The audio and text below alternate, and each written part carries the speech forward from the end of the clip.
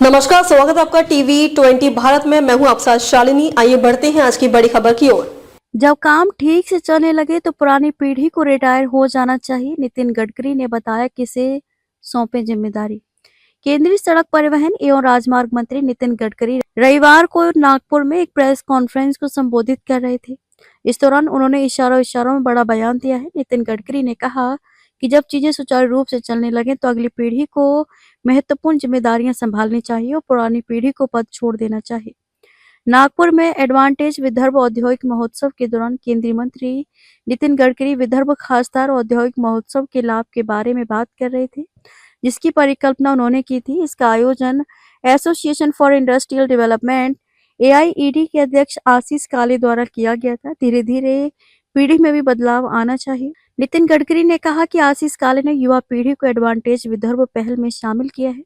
मेरा मानना है कि धीरे धीरे पीढ़ी में भी बदलाव आना चाहिए। आशीष के पिता मेरे मित्र हैं। अब हमें धीरे धीरे सेवानिवृत्त होना चाहिए और जिम्मेदारी नई पीढ़ी को सौंप देनी चाहिए, और जब ये व्यवस्था सुचारू रूप से चलने लगे तब हमें भी सेवानिवृत्त होकर कोई और काम करना चाहिए। 3 दिवसीय आयोजन का उद्देश्य। गडकरी ने कहा कि एडवांटेज विदर्भ एक्सपो का ये तीसरा वर्ष है जो 6 से 8 फरवरी तक नागपुर में आयोजित किया जा रहा है। 3 दिवसीय आयोजन का उद्देश्य विदर्भ को भारत के औद्योगिक मानचित्र पर एक मजबूत और उभरते विकास केंद्र के रूप में स्थापित करना है। विदर्भ क्षेत्र में विभिन्न क्षेत्रों में बहुत अच्छे उद्यमी हैं। उद्योगों की भागीदारी। गडकरी ने किसी भी क्षेत्र के विकास के लिए औद्योगिक क्षेत्र, कृषि और संबद्ध क्षेत्रों तथा सेवा क्षेत्र के महत्व पर भी जोर दिया और कहा कि विदर्भ क्षेत्र में विभिन्न क्षेत्रों में बहुत अच्छे उद्यमी हैं।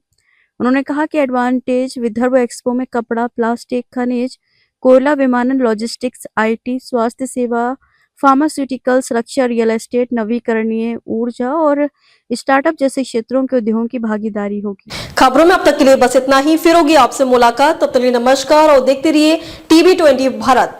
ऐसे ही लेटेस्ट अपडेट पाने के लिए हमारे चैनल को सब्सक्राइब करें और तुरंत नोटिफिकेशन पाने के लिए बेल आइकन दबाना न भूलें। यदि आप हमें फेसबुक या इंस्टा के माध्यम से देख रहे हैं तो हमारे पेज को फॉलो जरूर करें।